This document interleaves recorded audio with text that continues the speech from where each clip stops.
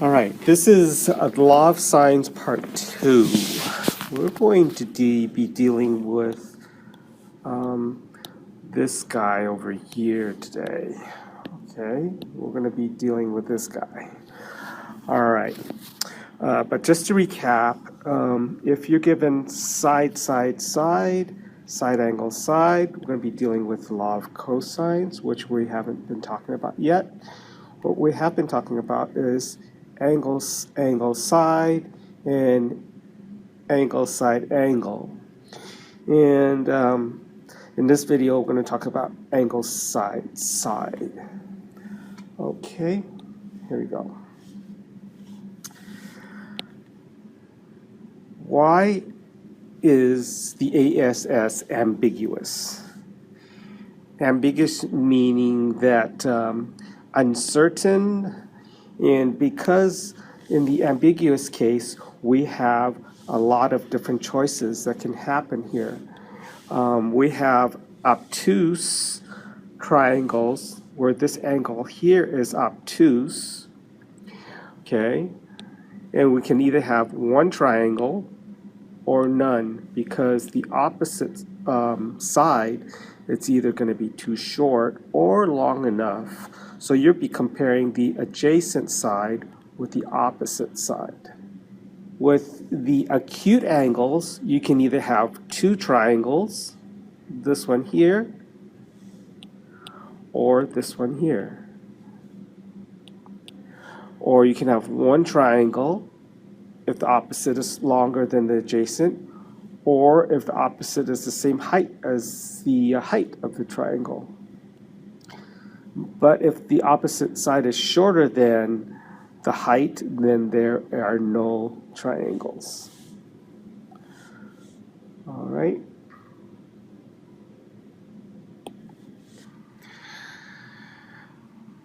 So if you have an obtuse ASS, you just have to make sure that the opposite side is long enough to reach the unknown side.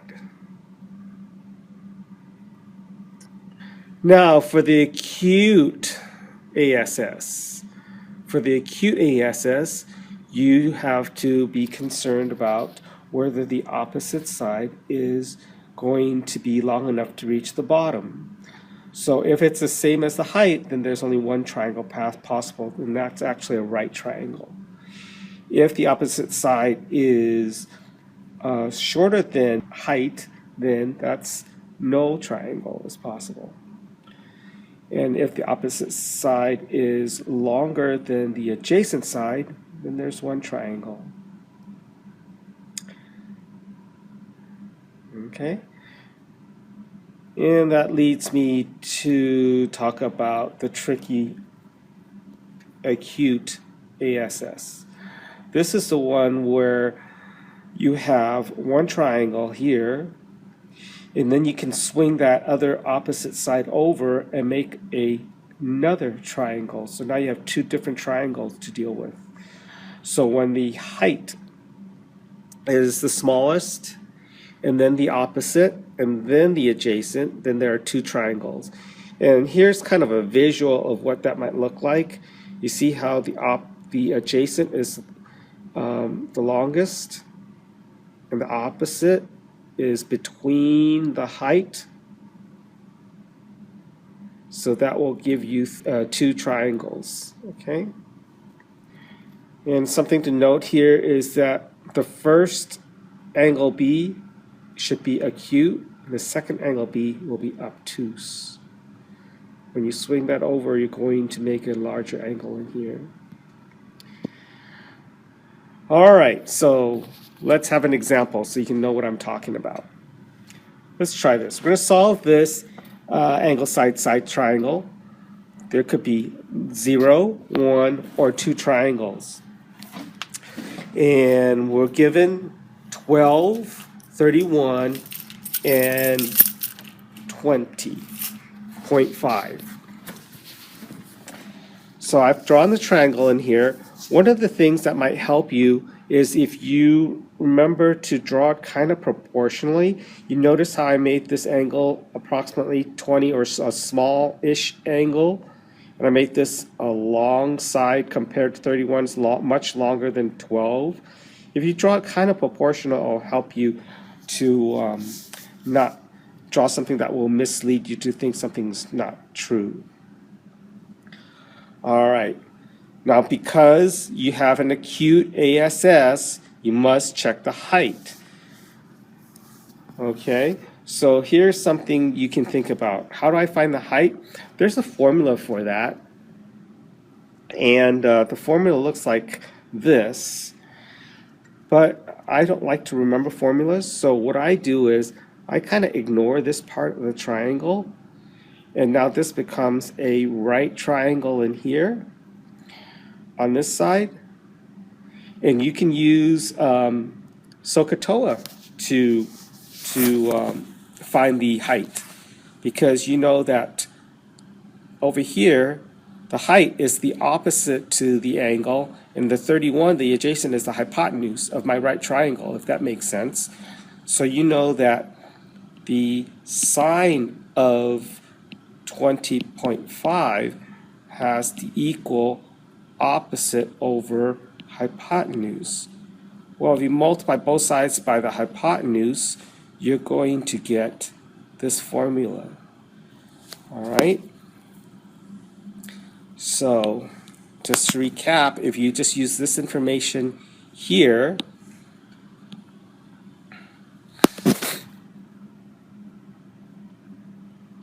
all these numbers are next to each other. Okay, that's one way to help you remember. 31 times the sine of 20.5, then you're going to be able to get the height.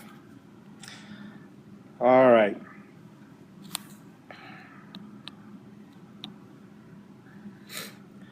So if this is 10.9, that means the height is the shortest part here, 10.9, and the opposite is 12, and the adjacent is 31. So that means we have two triangles.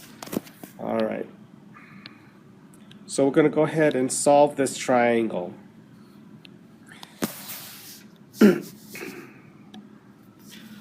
So we'll solve for my first angle B, which is down here. And we use the law of sines. Okay, since we're solving for an angle, I'm going to put the angles on top. Sine of B1 over 31 is equal to sine of 20.5 over 12. Okay, doing a little rearranging, I get 31 times the sine of 20 over 12 is 0.9047. Use 4 decimal places when you're doing trig functions during intermediate steps, so that you don't lose too much through rounding. So then you're going to take the inverse of the last answer, and you're going to get 64.8 degrees. So that's my angle B1. So I have B1 in here now. Now I'm going to do the next obvious thing, which is to get angle C at the top, C1, the first C, and that will just be 180 minus the other two angles, or 94.7. All right, so now we need to find the last side. We use the law of sines again. This time, since we're finding the side, we're going to use the C on top. So the side C over the sine of 94.7 is equal to 12 over the sine of 20.5. Rearranging, and we get 34.1 meters. Okay, so that's solved for that triangle. But remember, we have another triangle to solve. All right, so here are my two triangles in this little visual here. That's the one we just did. But you notice the other one that we have here can be separated. And what do you notice about this green triangle in between the yellow one and the red one?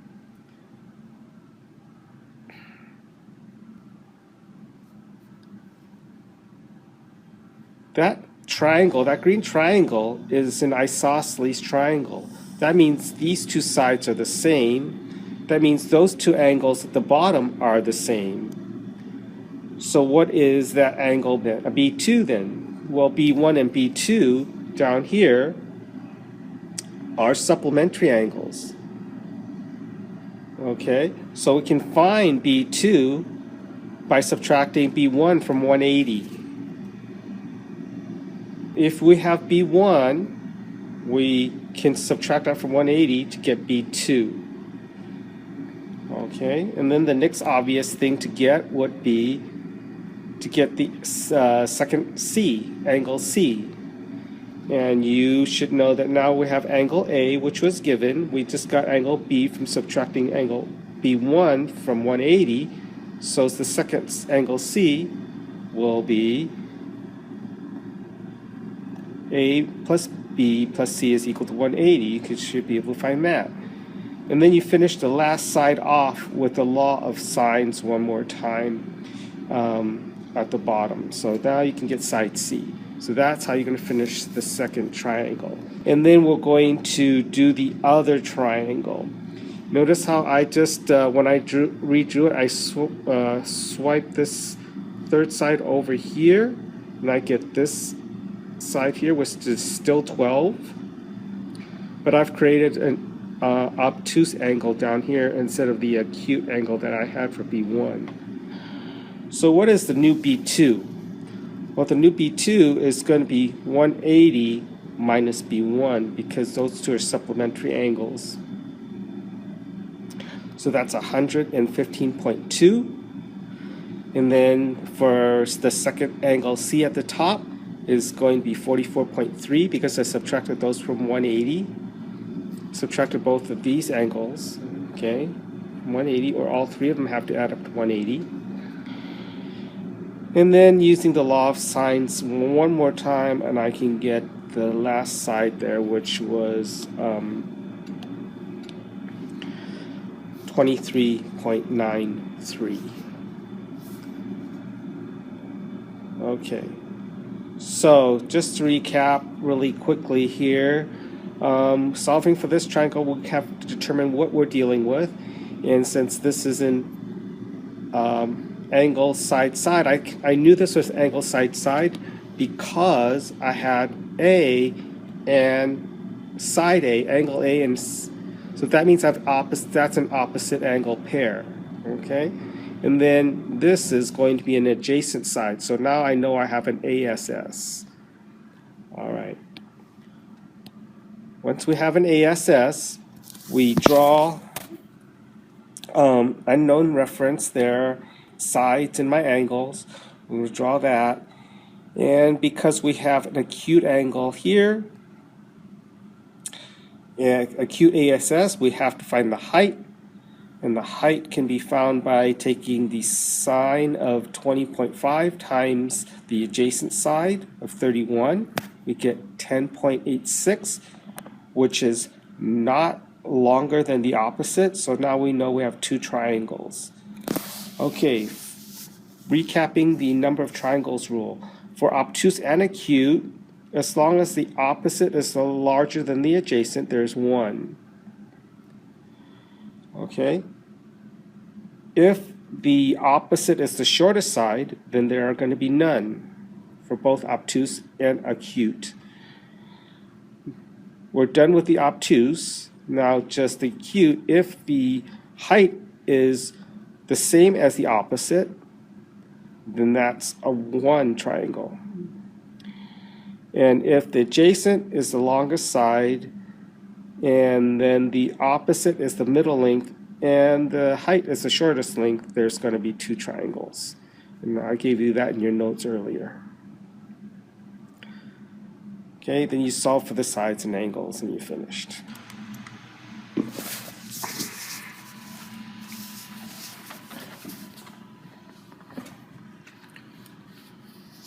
All right, how many triangles are described with these measurements?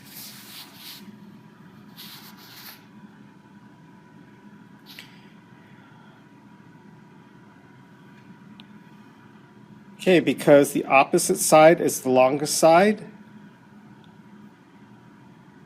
then there's only one triangle.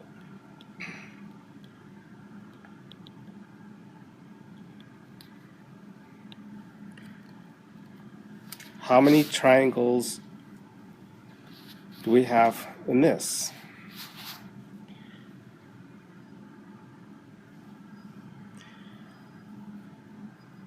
Okay, the opposite side is the shortest side. Then there are no triangles.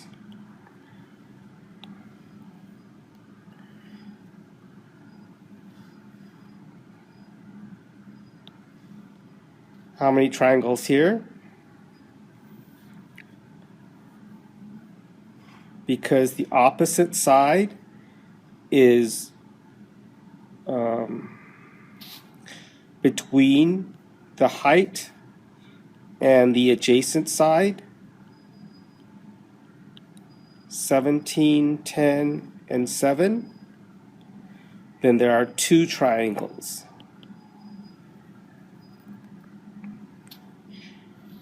All right, what about this one?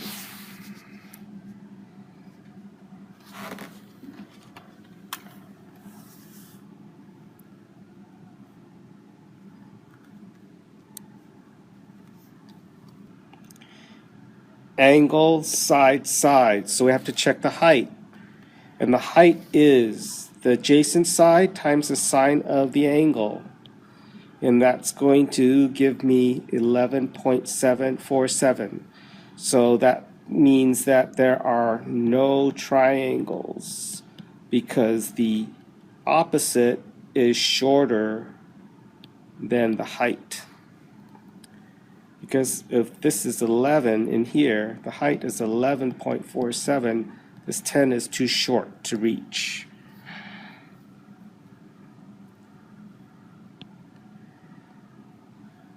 What about this one?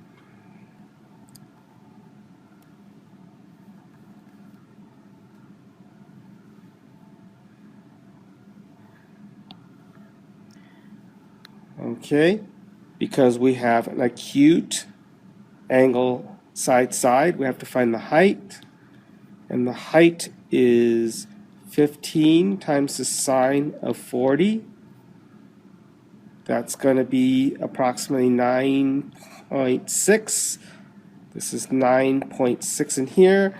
We have the adjacent is less than the opposite, it's less than the height.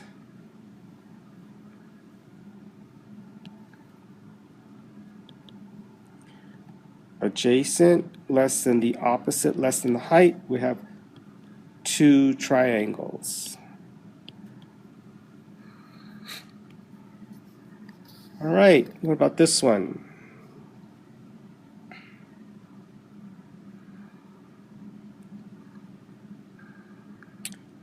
All right, I'll be checking the answer for that. What about that one? Also, give me the height. Okay, last one. How many triangles are there?